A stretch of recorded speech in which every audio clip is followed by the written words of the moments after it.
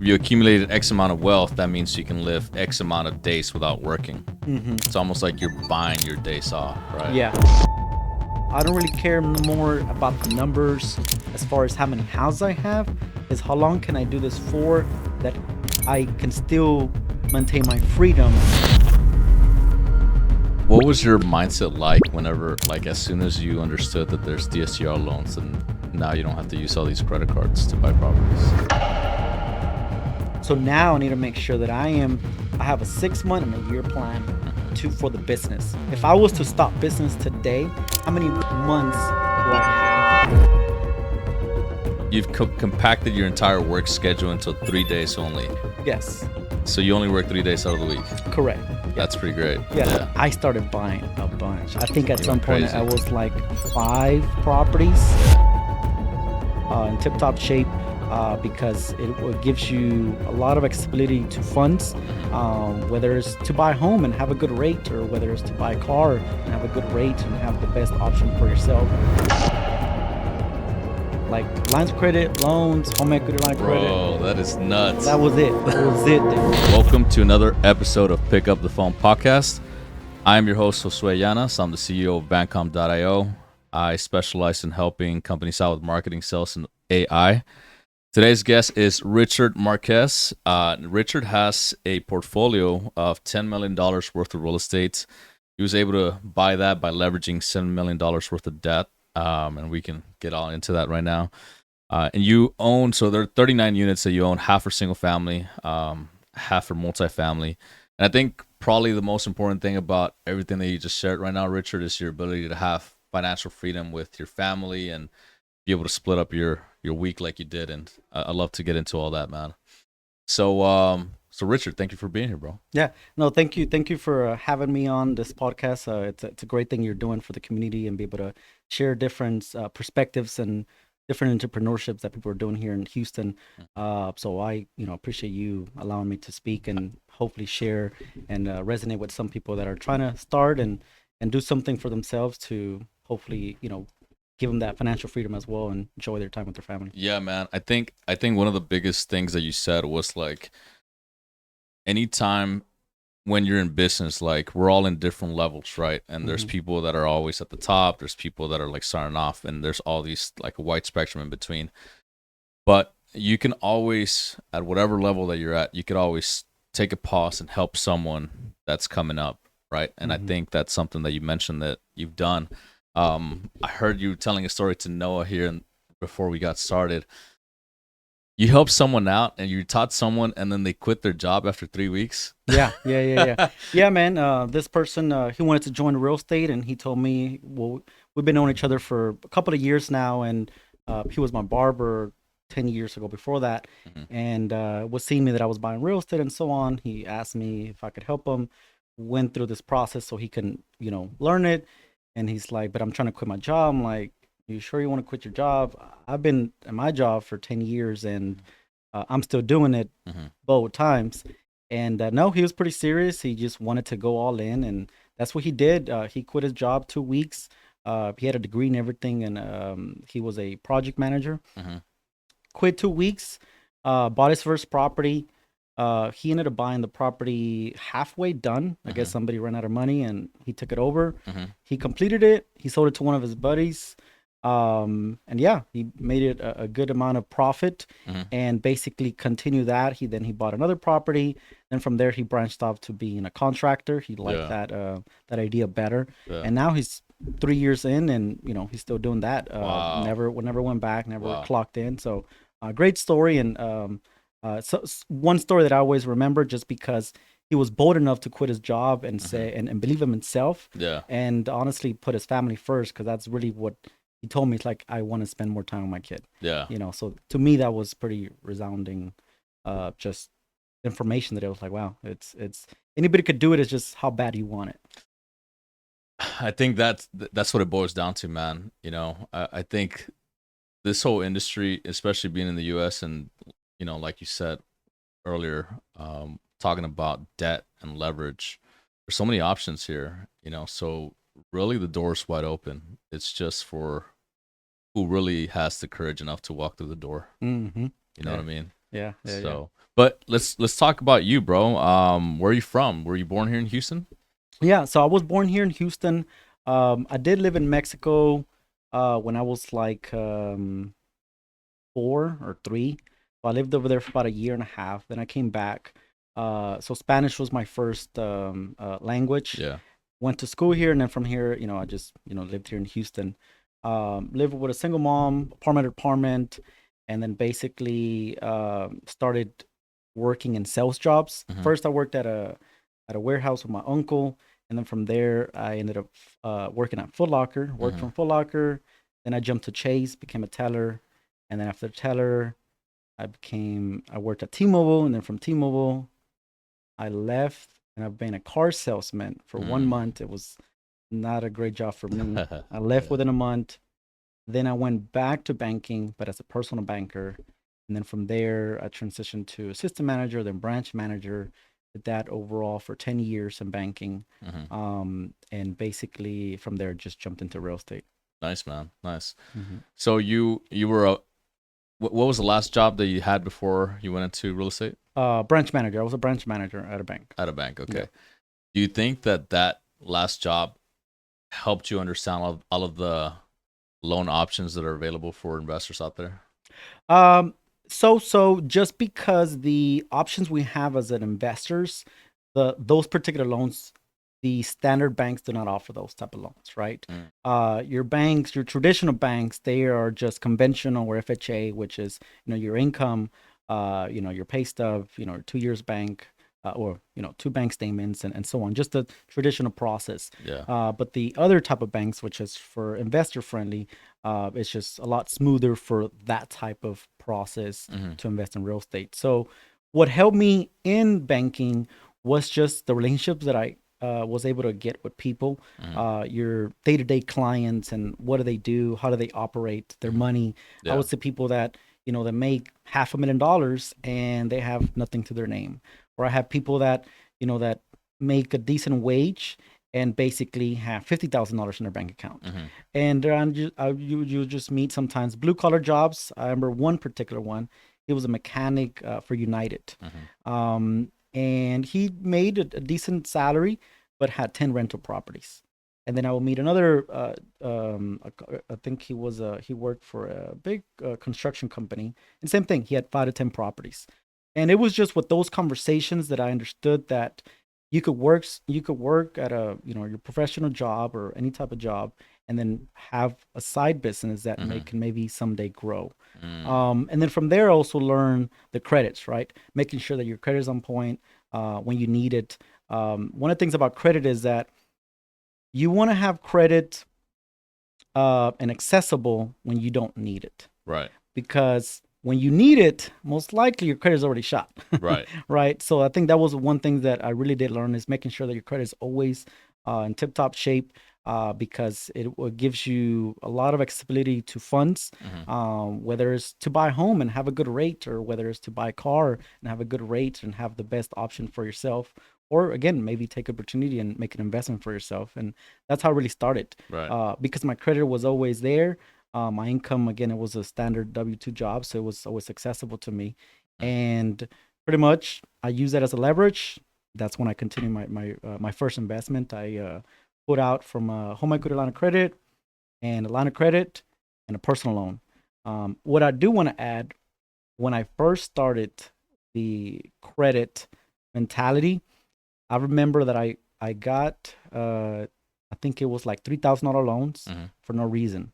Literally just borrowed it and used that same money to pay back the debt, pay the interest, whatever it took, just so that way I could have something on the credit. Mm. And that way I had that responsibility or that experience of this loan.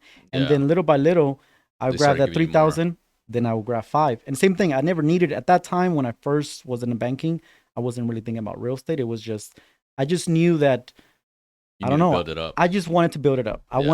I remember with this one client, I remember this one time, he came to the bank and said, I want a $20,000 loan. Went in there, applied for it.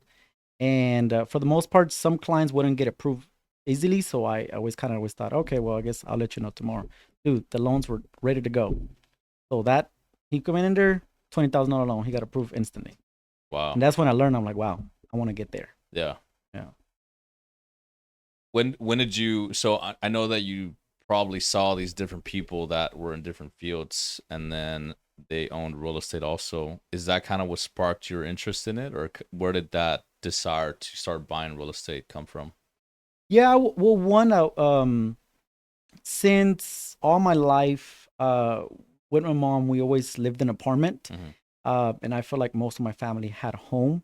I guess I felt a little bit left out, and I felt that it was something that was important that would, I guess, mentally make you stronger in some way, or I don't know, something about it of having a home Mm-hmm. and having stability was something that was engraved in me. And then when I started working at a bank, I remember I think I was like I started working at a bank like at 2021, Mm-hmm. and I remember like, oh, I want to buy a house, and somebody were looking at me like, you want to buy a house? You're barely 21. Mm-hmm. I'm like, well, yeah, I do want to buy a house. And then, yeah, sure enough, 2 years later, I bought a house. And then from there, it was just more of keep building off of that. Mm-hmm. Of, hey, if I buy another house, you know, I guess it's just that stability of, again, to me at that point, I was just glorifying having a house. It Right. was just a status symbol for me in a way, like, oh, I own another house. Mm-hmm. And then that's kind of how I guess it became instilled that having home ownership was pretty important Mm-hmm. for me growing up. And next thing you know, I was just buying one house at a time each year, and Yeah. sometimes it was just lots and or one lot. And but yeah, it was just the foundation of having that asset. Yeah. No, that makes sense. When did you decide that it was time to quit your job and go full time into real estate? That was about 3 years ago. Mm-hmm. Um, I felt that I remember I was trying to apply for a bigger branch, Mm-hmm. and I didn't get it. And that's when I realized I'm like, well, I think this real estate is kind of it has already grown. I never had cashed out on my real estate. Um, so I never really seen the value of it. It was just more most of the properties that I was buying during that time. I think 3 years ago when I left the bank, I think I already had, I don't know, maybe like 20 properties. I can't really recall. When you left the bank yet? When I left the bank, I think I already had 20 or 15 or 20, something like that. Yeah. Um, and then I didn't realize what I really had. I Yeah. wasn't thinking of how much I bought them for and what are they worth now. For me, those houses were just piggy banks that when I retire, Mm-hmm. it's what's gonna end up paying me. And then I ended up buying one. I remember that halfway through that process, uh, halfway, I was like, man, I don't think I want to continue with this project because I ended up finding I was in a flood zone. So I got scared. Mm. And I was like, shoot, I want out. And I thought about it, and I'm like, if I put it in the market, obviously these investors, they're not gonna pay me what I bought it or Right. whatever. And I decided to just keep going. Finished it, ended up making 40 grand. And that's when I realized, like, wow, this is a lot of money. Yeah. This is half easily from what I made in a whole year. Yeah. And that's when I realized that I have something going on here. Right. And that's when I realized that what I already had, right? Again, I already had 15, 20 properties. The issue is that I never collected on them. So I didn't really realize that I had all this equity built up. And Right. that's how I kind of figured out that, okay, maybe I don't need my job. Right. Yeah. And then at that point, did you decide to go all in and start flipping, or what happened next? No, I continued to just buying and the DSCR loans, right? So I'll buy them, I'll rehab them, and then basically do a DSCR loan to just keep them. When were you buying with cash initially or with hard money? It's a good question. I'll kind of step back maybe, I guess, 10 years ago. So 10 Mhm. years when I first started buying. The first 5 years of buying properties, it was mostly with just credit, lines of credit, loans, credit cards, all maxed out. Dang. Buying them retail prices I was mentioning to you. Yeah. I think my first property I bought was 30 grand in Fifth Ward. Mhm. I actually still own that property today. Bought it for 30 grand, put 30 grand in. I think all my debts with loans and credit cards was like 1,200, 1,300 bucks. And I think my rent was 1,200, 1,300 bucks. So it would just break even. I did that for, again, 3, 4, 5 years. Wait. But like, how would you DSCR into a long-term loan for? Okay, because you just mentioned like your credit lines and your credit cards and everything. equaled 1,300, and then the rent was 1,300. So that means you didn't refinance right away. So correct. So my first That's 5 years, crazy, so 10 years I've been in real estate. My first 5 years, I had no clue of DSCR loans.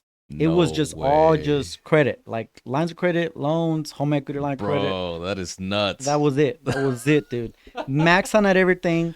And obviously, after 5 years, Yeah. well, guess what? My income can no longer support the debt, right? Technically speaking, Right. because also even the income on the rental, probably I was not reporting all of it. So the bank, again, the banks are strict by those black and white lines. If they Yeah. don't meet, Debt to that's income it, ratio. Yeah. right? So I was done with.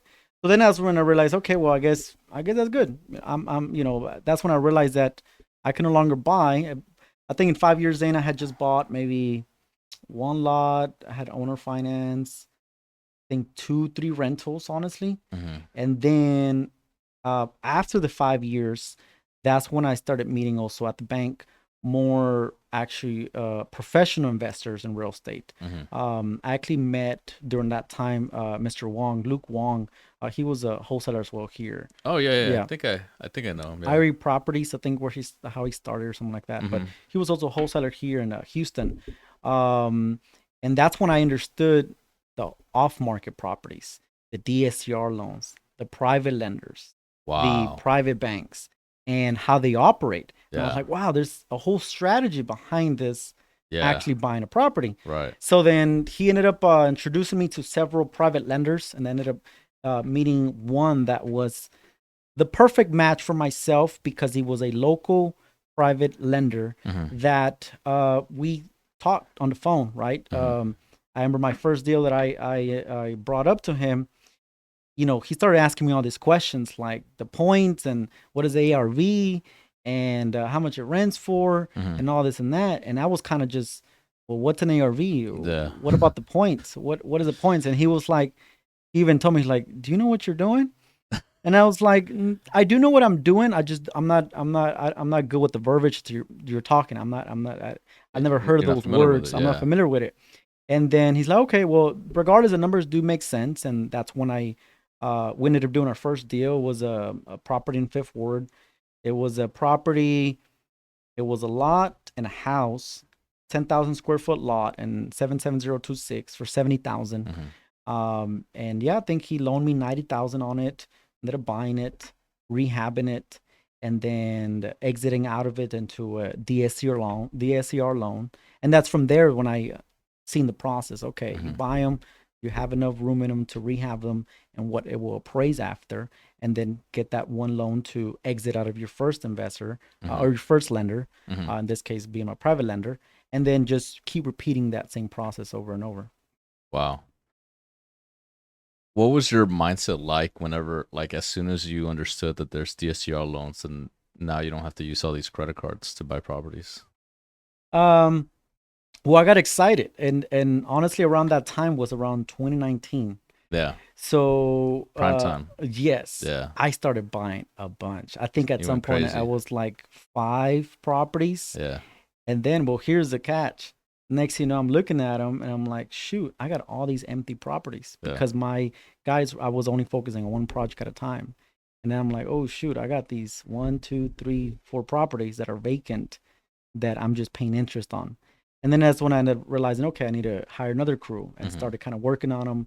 And then next, thing you know, when the appraisals came back, there will be, you know, because of the time that it took me, sometimes I will have to leave money on the table. Mm-hmm. And then that's when I realized, okay, I need to make sure that all my numbers are in line so that way when I do the DSCR loan, I'm able to get my cash back, Right. able to continue doing this because at some point you can run out of money. Yeah. Absolutely. So it was really making sure that you position yourself with the responsibility of making sure that you finish the projects, you keep your cash flow, you keep your cash management with the money that you're having Mm-hmm. to sorry about that to just make sure that you continue the business. Yeah. Yeah. Yeah. So, and whenever you started, like you're buying these houses with just credit, and you never like took his time maybe to say, hey, maybe like I should maybe look into. Was there ever any curiosity to find out any loan products or anything like that at the time? Um, Before I started Yeah, doing the the DSCR. DSCR, Yeah, no, I just never had a clue because it I was working guess out for you at the end of the day. it was, but not necessarily just because of the banking. I mean, we knew what our products were offered, so I'm thinking I work at a bank, so I would imagine Oh, I I see. know what all is out there, Yeah, yeah. right? Because It kind of boils down to like you get so confident in something, and then you're like you don't even question the even the thought of anything existing outside of that world. yeah, yeah, and I only knew what I knew, Right. right? So I only knew that okay, you have good credit, your income satisfies it, and that's it. I would have never thought that there's a different program for a different type. Well, I did them later on. I remember the bank. I ended up going to a different branch. What I would say is that once I moved to a different branch, I started meeting different types of clients. And I remember this client introduced me to the word factoring. Mm-hmm. So there was these loans that the banks offer that was a factor loan. I think that's what they're called actually. Mm-hmm. And basically, if you have a an invoice as a company, Mm-hmm. you sell that invoice to the bank. The bank buys that invoice, but at an 80%, Mm-hmm. right? And then that way, that company, let's just say myself, I get 80% of the income, and then when the bank gets paid, they keep that 20%. Yeah. So that was a different type of product. So, but obviously, I still didn't know that there was something accessible for the real estate. Right. I remember one time I did talk to a client, but again, nothing didn't open up my eyes that there was other options. I just remember him talking about that he will send letters to people and try to buy their houses, Mm-hmm. and he would try to be very creative and getting these people to sell their homes. Now that I think about it, they were wholesalers, but Mm-hmm. never knew. Yeah. Again, in my world and the real estate and the banking, it was just bank. It was just Yeah. traditional, Right. just nothing out of the ordinary. Everything just W-2s and people that work, and again, maybe bought homes here and there. Yeah. Got it. Got it. So 2019, you went. You started buying a lot more. How many houses did you have at that point? And then I think you started going into flipping primarily, right? Yes. No. So I still continue to just buy and hold. Really? Yeah, I continue buying, holding. So 2019, I think I would say again 15 or 20. I think is a number that I can think of Mm-hmm. right now. I was just buying between 1 to 3 properties per year, one to Yeah. 4 properties a year. Um, and basically that's when I ended up understanding the construction side of thing. I ended up Mm-hmm. having my private lender ended up introducing me to my main guy that runs the operation now, which is like my construction business. Mm-hmm. Um, he came from another investor that I guess it went south, so he needed somebody else to work with. And this guy already had experience in electrical, plumbing, framing, and all that. So that's really what catapulted into different areas of properties of what I could buy and what I could really manage, whether it was a all the way down to the studs or it was just cosmetic work. Um, so so from there I just kept buying properties. Again, not really realizing what I was doing. It was just more of again just piggy banks for myself. Yeah. Um, I flipped my first one I think in 22, 23. Mm-hmm. That's the one that I mentioned that I pretty much halfway I was gonna just get rid of it or just try to sell it again. I ended up finishing it, ended up making 40 grand. And then from there, flipping was really not in my I guess in my area, they didn't really like to flip because since I had my W-2 job, Mm-hmm. I got paid well, so there was really no reason to get that extra money. Right.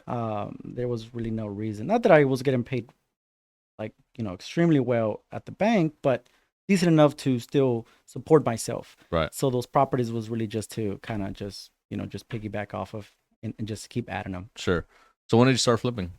I started flipping, I think end of 23 and then 24, but it was just what I already had. So I started getting rid of all my hood properties. I started Mhm. getting rid of all those. The Mhm. moment I started kind of seeing that there was bad tenants issues or just honestly it was just the areas. I'm like, you know Yeah. what? I don't want to deal with these areas no more. So I started getting rid of them. Yeah. And then buying areas where there were more, I guess, just better neighborhoods. Yeah. I think I could get better tenants. Yeah.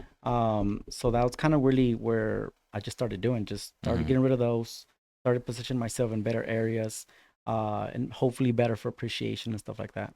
Yeah. Got it. Man, that's pretty incredible. I think that it goes to show how much information is out there still left untouched, you know? Yeah. And so I even thought about it just now. It's like, I have like certain settings on my chat GPT, Mm-hmm. and I think a really good one would be to point out things that you don't know, right?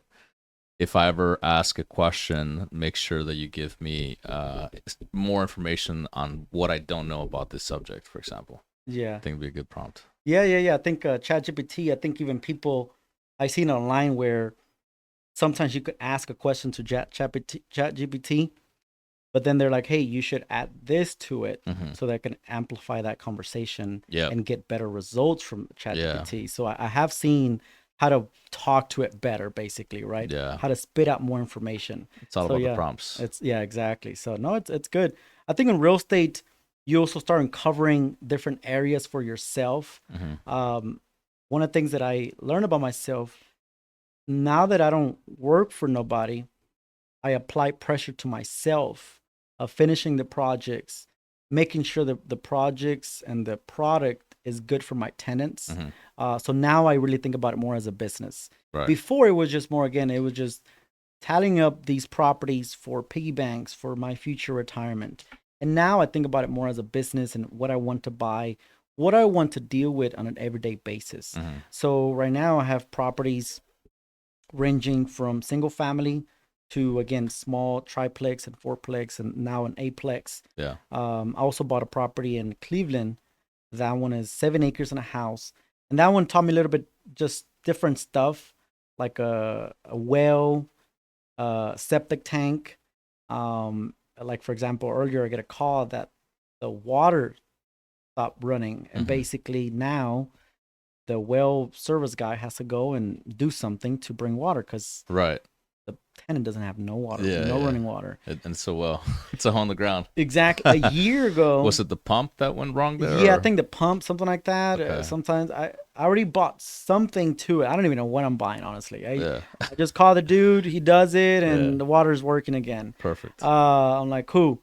I'm just really trying to just keep that property for obviously future. I mean, 7 acres, so hopefully, it's a good one in the future. Yeah. Um, Did but you get a yes, good deal on that one, or why'd you yeah, decide to buy that one? I bought that one for 190. Okay. 190 is a Wh- 2,000 square foot property. What was it worth? Uh, 345. Okay. Yeah, 345. Wow. Yeah. Good Yeah. deal. And that was in 20. It need a I lot of think. rehab, or? No, minor, very minor. I think I only put in maybe like 10 grand in it. I literally Damn. just put light fixtures, paint, outside, inside. Uh, It's a yeah, good deal, man. honestly, I didn't really do nothing to it. Yeah. Couple of landscaping. Honestly, just really just cut the yard. That was really it. Yeah. But yeah, great property. Matter of fact, the other day when I went, or the last time I went, I I heard a lot of commotion at the end of the street, and I drive over there, and next thing you know, I look, and dude, they had cleared out. I don't know, I can't 10 acres, 20 acres of just land, just cleared out. Dang. And I still don't know what they're gonna do. I'm assuming new homes, Yeah. but I was like, wow. I mean, So it's close to your property where it's at? yeah, literally down the street, like where I was at. Yeah. Maybe I don't know, 2 minutes, 3 minute drive, just at the end of the street. Well, that's promising. Yeah. So who knows what's gonna happen And you there? have 7 acres out there? 7 acres. Yeah. That So, might be worth a lot in the yeah, future. yeah, exactly. So that's why I'm just keeping that one and just making sure that the tenants pay the bills and Yeah. deal with that. I think the other day too, I had to. The only thing is just the maintenance on that one. Like I said, the well. I don't know if I'm gonna keep because apparently now there's already public water that I can tap into. Yeah. But it's like 8 grand. Mhm. So I don't know. I might just go that route because matter of fact, I just talked to the guy and he's like, "Oh yeah, if you want to get a new pump, it's like 3 grand." Mm-hmm. So I'm like, I don't want to keep dealing with this well issue. Right. So for sure, in areas like that, those are thoughts that you want to think of what you're buying. Mm-hmm. I also don't like driving on my Yeah. properties. if I was to drive from my home to all of them, they're all 5 minutes apart. Really? All Yeah, of them? all of them, all of them. I could literally hit one, 5 minutes, 5 minutes, five. Not obviously from one another, but as I jump to one, Yeah. then it becomes 5 minutes to the other, and next thing you know, I'm doing a circle and head Oh, back. no kidding. Yeah, yeah, yeah, Did yeah, yeah. you kind of plan it that way, or how did? I kind of did just because I don't like driving. I hate driving, dude. I Yeah, hate this same. traffic. What part of town you live in? Right here by Oak Forest. Of course. Oak Forest, yeah, right Okay. there, 610 and Ella. Yeah, yeah, yeah. Yeah, so I'm right So all there. your properties are around this area. Yes, so they're primarily in case, whoever the listeners are watching, I primarily buy in 7709, Mm-hmm. 77018. Those are really the two zip codes that I'm really just focusing on. Mm-hmm. My flips is in 77 Spring area, I guess you could say. Spring, Spring. Cypress. I have a flip right now in right there on 77064. Mm-hmm. And then a couple of rentals in Spring. I kept some of those. So I like Spring to flip, or anything north, anything Mm-hmm. that's like slab and brick. Those are my kind of where I like to flip. Yeah. But anything that's inside of Houston, I like to keep. Okay. So I tear them all down all the way to the studs. I do new plumbing, new electrical, new dry, everything all the way to the studs. You do it always on every house you're gonna keep and hold? Yes, all of them. Really? All of them. I go all the way to the studs. I don't Yeah. want to worry about the tenant. I want the tenant. It's all about what the market's going to pay you, right? Yeah. If you give them a halfway done house, well, that's what the tenant's going to pay you. I think most tenants are aware of what they're buying, right? Right. The market is pretty accessible to just anybody. Right. So now it's really just what you offer, right? So if they walk in, they're going to know if it's brand new, or they're going to know if it's hasn't been, remodeled. Right. So I like to, every property that I buy, it's gonna be all the way to the studs. Well, that I'm gonna keep. Right. Right. So Yeah. you're saying on every single property that you're buying and holding. Sorry, correction. In Houston, Right. Okay. because those are the ones that are needed. In my Spring properties that are rentals, yeah, for sure, those are just cosmetic. Yeah. Just paint, carpet, tile, just cosmetic. Well, they're But also probably newer properties, right? you said what? They're also probably newer properties. 70s, 80s, 90s, So yeah, I guess you could say, somewhat new, that maybe you don't have to do it immediately. What especially. about the ones in 77018? Oh yeah, those all the way to the studs. Yeah, but like what's the build age of those more or Oh, those are less? like 50s, Right. 40s. So that's why it you makes know. more sense to break it Yes. all the way down to the Yeah, studs, yeah. right? There's no. I tried it already, where I went halfway into it, and honestly, I think about it. Okay, if I'm gonna open up a wall and I'm already in the wall, why am I not gonna replace all that's already there? And then Right. if I want to go back to the next time, then I might have to break something, and then I already spent money for this particular piece It of. doesn't make sense. It doesn't Yeah. make sense. So Yeah. I just go all the way to the studs. And actually, the reason I like that option is because it keeps my guys busy. So Mhm. again, as I was mentioning, I have an in-house crew. Mhm. So that allows me to keep them all year round. One property, I'm there minimum 3 months. Yeah. So now I only have to buy 4 properties a year. So the reason, I know you mentioning, if I flip, I don't really flip, just because then if I flip, then I got to do more flips. Right. Because flips, like right now, the last flips I did 3 flips this year, one in 7091. That I bought it back in 2020 Mhm. and got rid of it when I was trying to rent it. I think I was mentioning to y'all that it was vacant for 6 months. Mhm. Couldn't find a tenant, ended up spending 12 grand just on vacancy. So I'm like, you know what? I can't rent it. Let me just flip it. Right. Then 2 flips, one in there by Hardy and 45. Mhm. That one, same thing, cosmetics, 2 weeks in and out, and it was gone. But for my guys to continue keeping them busy, it won't make sense, because then I have to buy a lot of A properties. lot more, right? So at Yeah. least now, when my home's in Houston, I could buy 4 a year, 5 a year, and at least I don't got to worry about Right. buying, because having the pressure of having that debt outstanding, Mhm. especially since they're 1 year loans, man, it's a lot of pressure, It is. because Yeah. you got to exit, right? You got to exit. So I'd rather be comfortable in buying, again, 4 to 6 properties a year, and that way I know that, okay, they're there. The guys could be there for 3 months. I keep my pretty much my cost down, because again, my guys work for me day to day, so they're they not day laborers, but I guess they clock in, clock out, and I have a fixed rate Right. on the price that I'm going to pay or what I'm going to do. Yeah. Yeah. Yeah. So that allows you to have your costs extremely low and be able to buy properties and then maybe even pay a little bit more than anyone else could, or at least make sure that you're all in at that 70% rule, right? Exactly. And be Yeah. able to exit at that 75, 80% on the refinance. Correct. Yeah. Yeah. When did you decide to get your own crew? Uh, so I guess it became so the guy, my private lender in that time that he introduced me, his name is Alex. Uh, well, I noticed that he could do everything. So from there, he was like, "Oh, I have another buddy that can work with you. Got another guy." And pretty much the next thing you know, I was like, "Okay, cool. I have three guys at that time. It was three guys. I'm like, I think we could do with this." And then they just kept working because I always had work for them again for 3 months minimum. Mm-hmm. And obviously, every time a month before I was about to finish all the product, I would buy another one, Mm-hmm. and so on. So it never allowed any days off for them to say, "Oh, I need to go look for somewhere else." Mm. So that's how it allowed me to keep them that long. Yeah. And But initially, I mean, when you start a relationship with someone, right? They charge you probably by the contract, like what the work needs to be done, right? When did you transition to, hey, we're gonna start doing like more of a salary type situation? So great question. So in the beginning, when I did started 5 years earlier into my actual kind of like when I really was, I guess, more experienced, Mm-hmm. the first 2 to 3 years, it was more contractors, right? Hey, Mm-hmm. you do You this. said it was 5 years ago? Yeah, 5 years before. Yeah, 5 years ago is when I first was just using contractors. Yeah. Then when I met the private lender and he introduced me to this guy, then it was immediately I already knew that I no longer wanted to pay contract. Like, hey, he brought him to me in that kind of in that thought that because he already worked for another investor, so that was already the same thing as like, hey, you're gonna be working for me for the day. This is how it's gonna go. So the private lender brought you the contractor also, or like Yes. the guy that was gonna work with you. Yeah. Nice. Yeah. And nice. then from there was already set. The expectations was already set that he was gonna work for me for the day.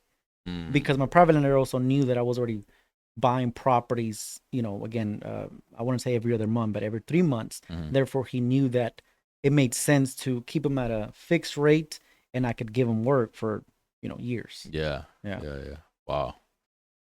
Kind of got a little bit very lucky there with that connection too. Then, dude,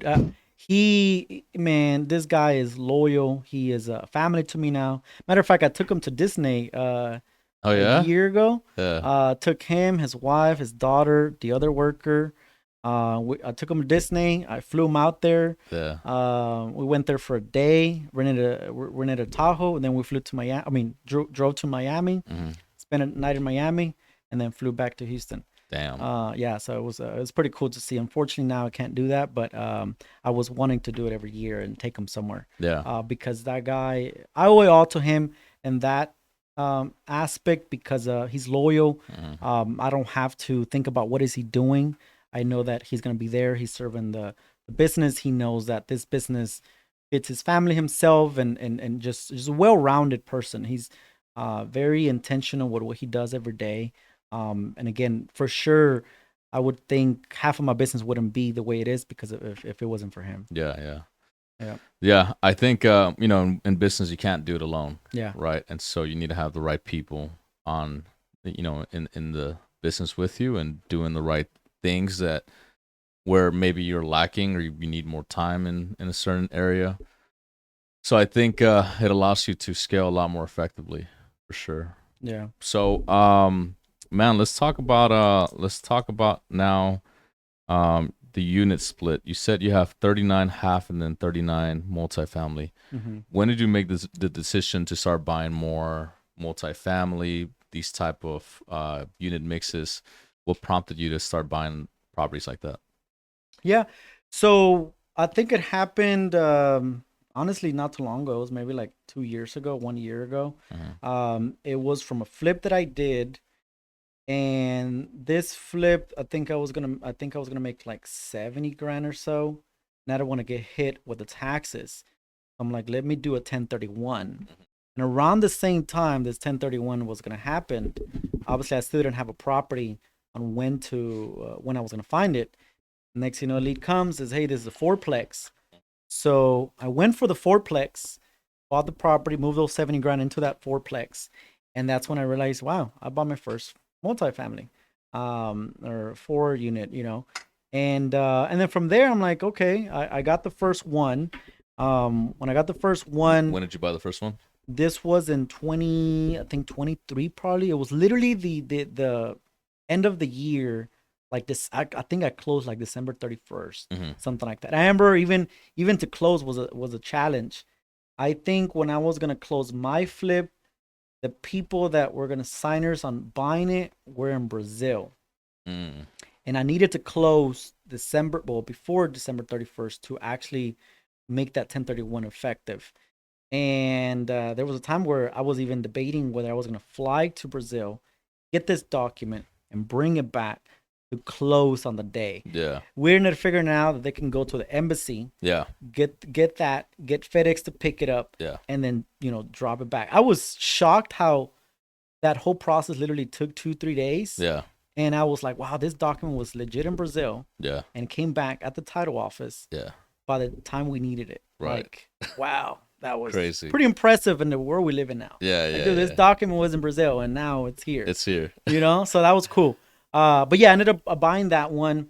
And then after that one, basically they just started showing up in my inbox, showing up in a text message. And then I was like, yeah, I guess this should be maybe my next step to buy these other little. What I really like about the multi is that I feel that I can sell it to the masses more easier. I would think, like, I could put in a HAR, and somebody that's wanting to maybe buy or live in one and rent the others, Mhm. it's accessible. So it places me in a position where if I ever want to get rid of them, Mhm. I can put it in the market where masses can be able to buy it with Yeah. FHA loans. I think FHA loans now, they can approve up to $750,000 Yeah. for one to four family, one, what do you call it, one to four single family homes. Yeah. Yeah. So that's great. That puts me in a position where, like, wow, the government is pretty much funding you. Yeah. So that's pretty that's great. pretty great. Yeah. That's pretty awesome. And then I really like the houses that, like, right now I have one in 7709, actually two of those, where it's a standalone single family home, and then basically a duplex in the back. Mhm. So that's great for a family that wants to live in one and have an actual full size home, Mhm. and then get to rent the back units, right? And there's 2 units in the back. 2 units in the back, Nice. one at the bottom, one at the top. Very cool. Where's that house at? So both of them, they're in 7709, so right there in North Side. North side. Yeah. Okay. So those are great Is properties. that like Shady Acres or? No, North Side. So that's like Irvington, Fulton, Okay. Cavalcade. Got it. Yeah, Yeah. yeah. Cool. Man, that's awesome. You got some good unit mixes then. Yeah. I feel like, like from listening to what you're saying, it almost makes me feel like it's kind of the right way to weather any sort of, call it like a recession, Yes. If there's ever like a need or anything drastic that happens in the world, minus the entire economy collapsing, dude, like people are always going to need houses. They're Yeah. always going to need these multifamily. I feel like it's such a safe investment. Yeah. Yeah, for sure. especially those unit mixes, like small ones, right? Because once you start getting into like big or bigger multifamily complexes, then you're talking about, dealing with private equity and like, syndicators and all these other, scenarios where people or capital may not be readily available to be deployed on the property that you have. Yes. So these, I mean, anyone can get a loan from the government. Exactly. So it's so easy to deploy and very easy, very liquid, I would say. Yeah. And you'll be surprised how many people have money. Mm-hmm. They just don't know how to do it, Mm-hmm. and they're just questioning how to do it correctly. Right. And sometimes just a little guidance, or or just thinking about it, or being like these podcasts that are out there, and people do listen. Yeah. They are. I met a couple of people that have a lot of money in the bank. Mm-hmm. They just don't know what to do with it. Right. So when I think, especially this new, I think, at least in my mind, I'm thinking the last 5 years, I think it's where people really started thinking about housing and house hacking, and how can I not work forever and not work till I die, and Mm-hmm. have some extra cash one way or another. So these properties, that's the way I look at them. I think about them as like, okay, if I was to buy them, pretty much how can I position myself if I was that buyer. Yeah. And honestly, it works out well. Obviously, like you said, if they're, I mean, bigger units, it's not accessible to anybody. And then at that point, then it really depends on the market, what the market is paying. So Yeah. now you really focus on the market of how that economy is doing, as you mentioned. And as far as single family, obviously the economy and the market and the rates still play a factor into it. But at least you could dissolve that particular position a bit faster, just because it's anybody can really take it, especially with that that particular type of family or type of home, right? Yeah. I think your standard homes are just single family. Well, there's gonna be many of those, but maybe triplexes and duplexes. I wonder how many are they available that maybe at least it allows you to be that one different in the market. Yeah, I agree. So, I think you said something about a lot of people don't know about this. They may have money in it. I think you're a great person that some people might be able to come and learn from, right? You said you've already taught a couple of people how to do it. How did this happen? Did they just appear before you and they say, "Hey, I want to learn what you're doing, Richard"? What happened for you to start teaching some people about real estate and what it is that you do? One, I felt that it's pretty accessible to mostly everybody as long as your income is there, and you have some capital saved up, and then willingness to actually go for it and actually do a change for yourself. Yeah. And it was kind of that. It was just, are you willing to do it? Are you willing to, move forward with this particular large investment, right? Whether it's a capital investment that you have to make in the beginning, right? The down payment to go through the process. And then second, obviously, is take the loan, go through the hoops of managing contractors, making sure the budgets are precisely the best you could kind of, make them to be. Right. And then exit correctly, right? Whether you're going to rent it, whether you're going to flip it, or what exactly is your end term goal.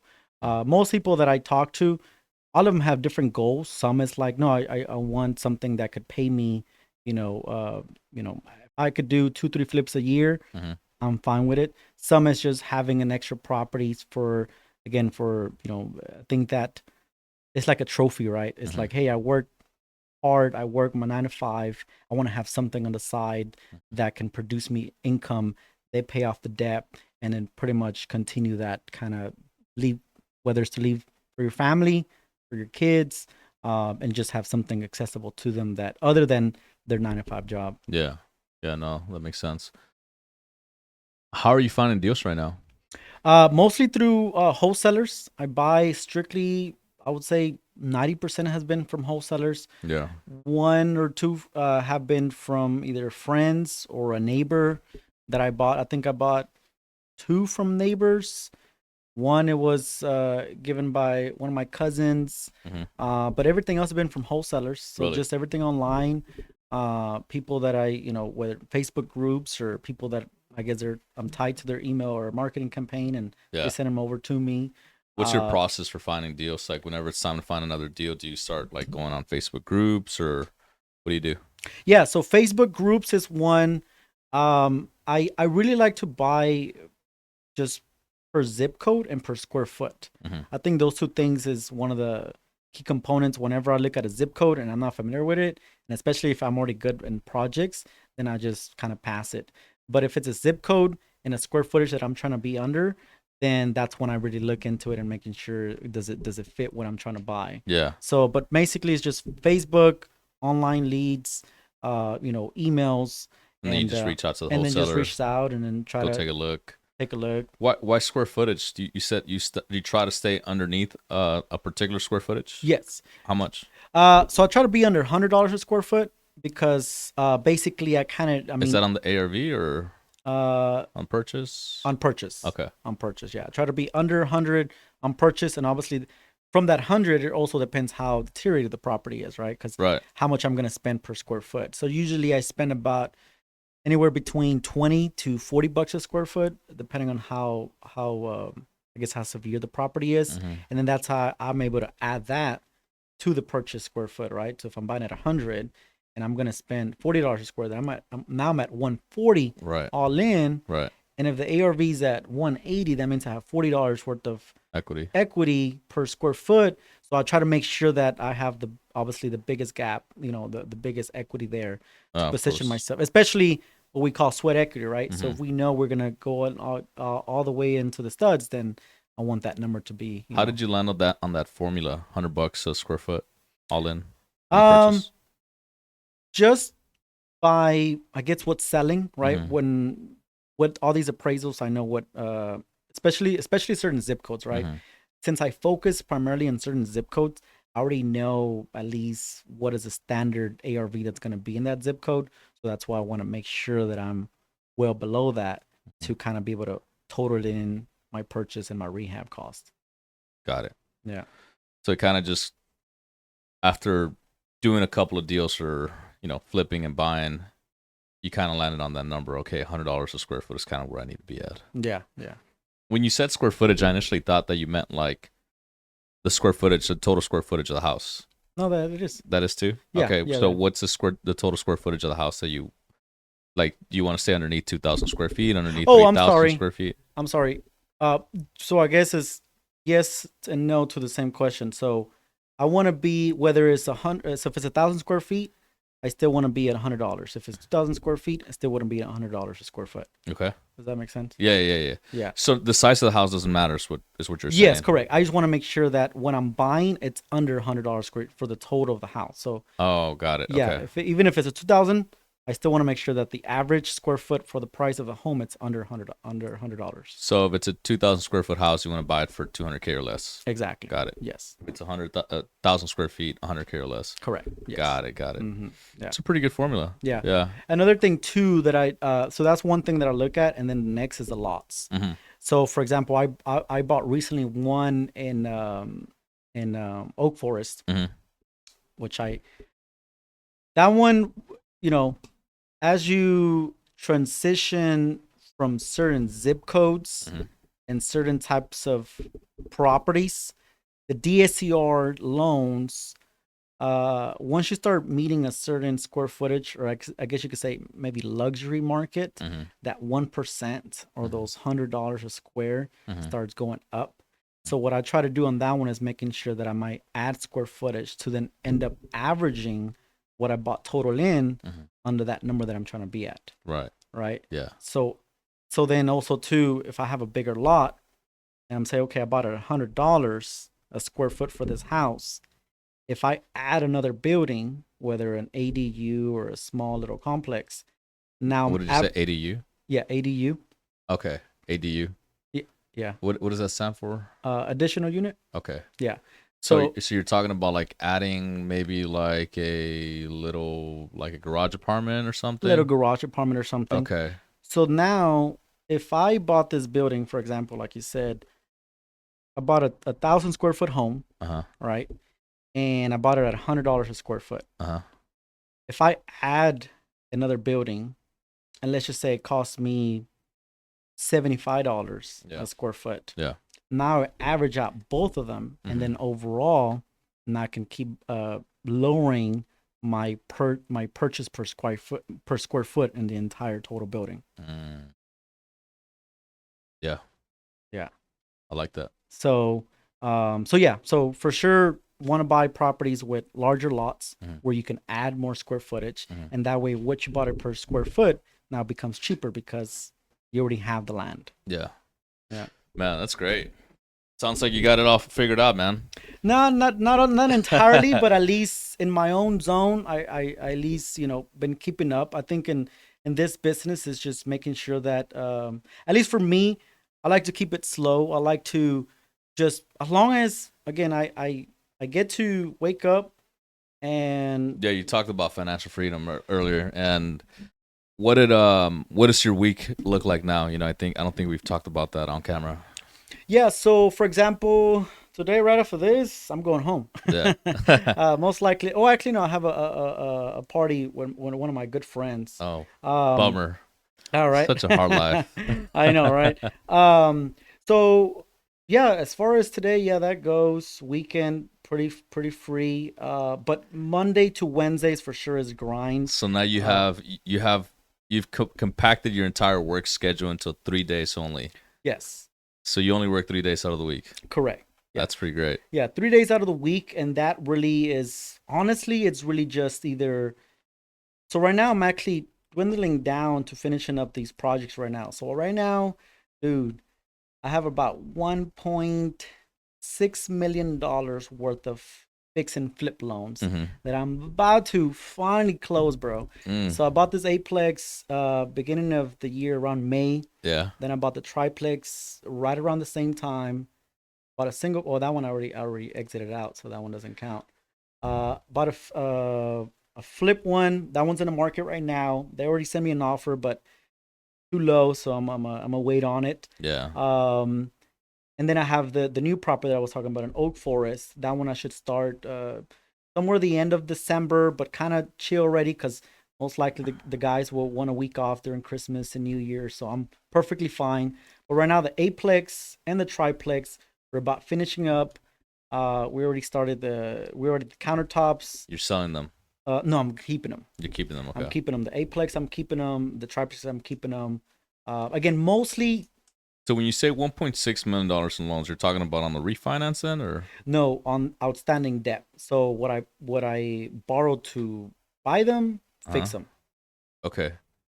On outstanding. So what do you mean by that? I'm confused. So for example, on my eightplex, Uh-huh. it's about $700,000 loan outstanding. So that's 700, Okay. right? That I have to at some point exit, refinance, and Right. pay so, that off. So the $700,000 loan, did you buy it with hard money or how Yes. did? Okay. Yeah, fix and flip loans. Yeah. Okay. Yeah, bridge loans. Yeah. Yeah. Who'd you use for that? Renovo. Shout out to Andrew. He's the best out there. Yeah. He's the one that connected us. So Yeah. shout out Renovo. Shout out Andrew Fott. Yeah. Go look him up. Or if you ever need a loan like this for buying properties, just like Richard here is, reach out to Richard and he can connect you to Andrew, or reach out to me. I know Andrew Fott also personally. So great guy, dude. He's awesome, man. He's He's helped awesome. me out a lot also.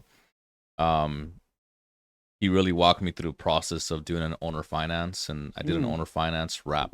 Oh, nice. Yeah. Nice. So and I wouldn't have been able to do it without him. So Wow, yeah, wow, shout that's out awesome. Andrew for sure. Yeah. No, great guy for sure. I think we've been doing business for, I think I want to say about 2 years now. Nice. Yeah, I think about 2 years now. Very cool. How'd you get connected to him?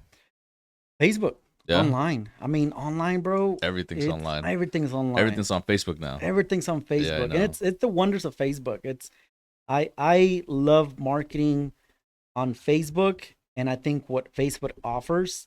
I remember one time, bro, it was so cool that so you know how Facebook tracks you, right? Yeah. Like, what are you shopping for? Right. So I love that because there was times 2-3 years ago where I was shopping for loans and I was trying to find different loans or different type of. And next thing you know, I get one which was from PayPal, Really? and I was like, PayPal, they do loans? Okay, cool. Let me look into it, dude. They gave me like a $60,000 loan. From 60,000? 60,000. No way. Yes, I was like, from PayPal. That's nuts. Yes, and now I did a $150,000 loan with them. With PayPal? But PayPal. Yes, dude. So it's it's great having Facebook because Facebook, I mean, dude, it just has all this information. It does, yeah. It all works well. So what you're looking, it's like even when you're buying a house or anything like that, next thing you know, you start getting all these hours. Great, good. It all part of the game, I'm cool. I don't really care that they're tracking me. I want more feed to what I'm looking for. It makes it easier for you. Yeah, you know? absolutely. Absolutely. So yeah. So with Renovo, let's walk again to this property in the Aplex. So you bought it with Renovo on a fix and flip loan. Yeah. And now you're going to refinance on it. Correct. Get some cash back. Yes. Got it. So that's what you're saying. You have $1.6 million that you're about to refinance. So no. So what I'm saying is 1.6 adding my other one. So 700 is from this eightplex. Okay. Another 300 is from this triplex. It's $1 million. And then another 4 is from the Oak Forest. Okay. And then another 2 is from this flip. 1.6. 1.6, yeah. Okay. So all these are outstanding that I have to exit, right? So the eightplex refinance into, cash out, triplex refinance, cash out, Right. and so on. And only one flip out of that. Okay, so 3 you're refinancing, 1 you're selling. When I'm selling, yeah. Got it. Okay. I actually have another on the. That's the 1.6 outstanding with those fix and flip loans, bridge loans, and so on. And I have another refi that I'm working on. I bought that one 10 years ago, and yeah. And What are I'm your cash out. like your monthly carrying costs on your properties? A lot. A lot. Man, I remember 40, 50 grand, dude, like 80 to 100 grand 80 to 100 grand. a month. So that's how much you're paying every month? No, so mortgages is like maybe like 50, 60. 50, yeah, 50. Yeah. And then other, right? So then I got capital expenses for like either excess loans that I got at some point, or payroll, or material, or expenses from Home Depot, like payments of, loans or credit cards, stuff like that. So overall it's about 100 grand a month. Wow. Yeah. That's a lot. Dude, I remember, sometimes this business just moves so fast that you don't really think back into like, oh shoot, like Yeah. this is a lot of responsibilities, a lot of money It's that a I'm moving. huge responsibility. And yeah, I remember again 80 years ago when I was moving a month, maybe I don't know, 5 to 10 grand a month or something like that, and I was freaking out. Yeah. And now I'm like, holy shoot, like it's gotta really like it already hit me probably about 3 years ago, man. I remember I woke up and it was a Friday, and I think that day was payroll or the following week was payroll. Yeah. And then I look and I'm like, dude, I got 10 grand. In payroll? No, 10 grand in my bank account. Oh, damn. I'm like, and I got payroll. I got still not only payroll, but then I got material expenses and the ongoing costs. Like sometimes like in that time, right? It was a $500 day. Now it could be $1,000. Yesterday was a $15,000 day. Yeah. Because I bought so many AC units. Yeah. So I bought 4 AC units for these apartment complexes. Yeah. So, anyways, as you get bigger, like these numbers just starts getting larger and larger. Start getting bigger, dude. And it's for sure it's mentally challenging. Yeah. But going back to again, when I woke up this time 3 years ago, I think, or 4 years ago actually, because I was still at the bank. Woke up. And I was like, holy crap, like, I got 10 grand, and next week I got payroll, and I got all these other things. This is not good. Luckily, I had a 401k, cashed out a 401k, got not good. 60 grand, put it in the business, and it just kept on rolling. Yeah. And then from there is when I understood that you got to know how many days you got to live in your business, basically, right? So now I need to make sure that I have a 6 month and a year plan for the business. If I was to stop business today, how many months do I have, right? With the cash that I have. And then also how much reserves do I have, and so on. So now it's really making sure that you're the most protected. As I mentioned before, one of the things that's the most important to me is making sure that I can do this for a very long time and live off of this. So I don't really care more about the numbers as far as how many houses I have, is how long can I do this for that I can still maintain my freedom and waking up pretty much at whatever time I want. Yeah. I really like that. How many months do you have without working? It's kind of like a good time frame to kind of see, or really it's like a good indicator to like the wealth that you've accumulated. If you accumulated X amount of wealth, that means you can live X amount of days without working. It's almost like you're buying your days off, right? Yeah, exactly. Yeah. So accumulate more wealth, bro. Yeah, exactly. Accumulate more wealth. And the cool thing about this is that it's really a pressure that you put on yourself. Because sometimes I think about, okay, I got 6 months with what I have, or I got 1 year with what I have. But in reality, I got all this real estate that if I really want to extend that even more, you can just sell. I just start selling, right? But is that pressure that I put on myself that say, no, I'm not going to sell.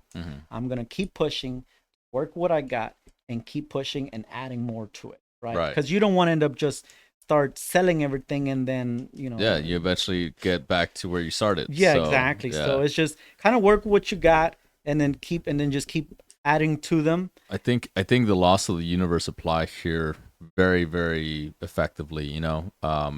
Anything in life is either growing or dying.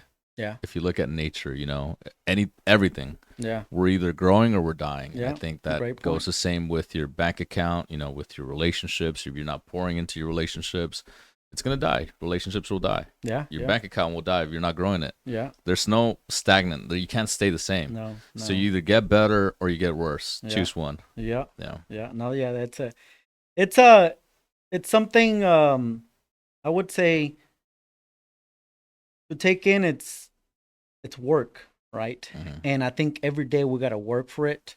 Every day we must want it. Mm-hmm. Every day we must want to grow relationships, know different things.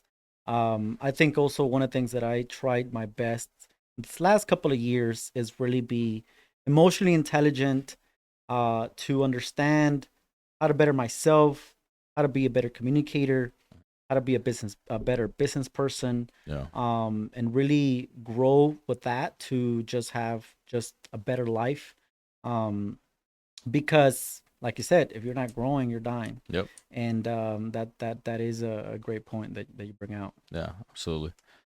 If someone wants to sell you their property, Richard, I think you've already established a really good your criteria, the areas that you're looking for. I think through this podcast, you've also been able to share your how competent you can be, even in small multifamilies, probably. How can someone reach out to you and give you a deal if they have one? Yeah. And Facebook is Richard Marquez, just like, Richard Marquez, Marquez.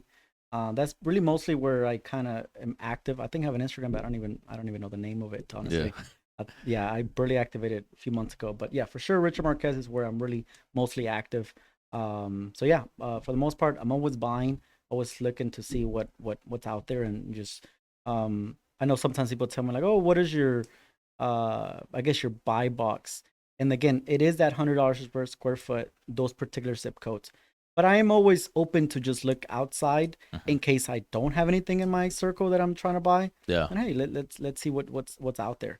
So yeah, always open to Yeah. So to you're not see. opposed to other areas Yeah, if you don't have yeah. anything in the pipeline right now. Unless they're really outside of Houston. Yeah. If it's outside of Houston, I would like acreage. If it's Yeah. inside of Houston, at least north of Houston. I haven't bought in south of Houston. So yeah, I do like to buy. What's outside of Houston is like Pasadena outside or Yeah, I guess to me that I consider that outside. yeah, Yeah, yeah, yeah. it's outside the loop. Yeah, exactly. So I do like to be, I guess, biased to certain areas, Sure. mostly just because that's where I buy. Yeah. I'm just more, I think, or I know, I mean, I do see some people really just branch out. At least some. I don't know. I don't know. I don't know really what's everybody's game plan, Yeah. but I do like to stay in the same zip code, same areas, For just sure. because I know what happened already, or I already bought, already sold, and Yeah. I got a couple of comps or appraisals, and just easier to manage that way. Awesome, man. Mhm. Awesome. Well, thank you again for joining me for this podcast. I really appreciate it. I think everyone that will listen to this podcast and watch it online on YouTube will be able to get a lot of it. So thank you so much for everything that you had to share. Yeah. Do you have any other contact information, maybe a website or anything like that, or just Richard Marquez is the best way to reach you? Yeah, just Richard Marquez. My phone number is 832-616-1719. So in case they want to call or text me, I'm always open to buy or hear you out what you have to. Maybe any mentorship opportunities for you in the future? Maybe are Yeah, you open? definitely. Yeah. Definitely always reach out. I always do like to listen to that person and see what's their strategy, and see if I could be that person to help them. Mhm. There could be times where I'm not. I'm like, hey, you know what? Unfortunately, Not the right fit. not the right fit. Maybe U2 University could start there and then go from there. Yeah. So I do like to make sure that I position anybody that I'm helping at the best ability to what I could do it for them and for themselves. So Yeah. make sure that that Yeah. Cool, man. Well, thanks again so much, man. I had a lot of fun, and until the next one. Cool, man. Well, sounds good. And thank you for having me. And it was a great podcast and great to learn about, I guess, ourselves and how we operate and stuff like that. So it was good. Absolutely. Thank Awesome. you, brother. Appreciate it. Cool, man. All right, that's it.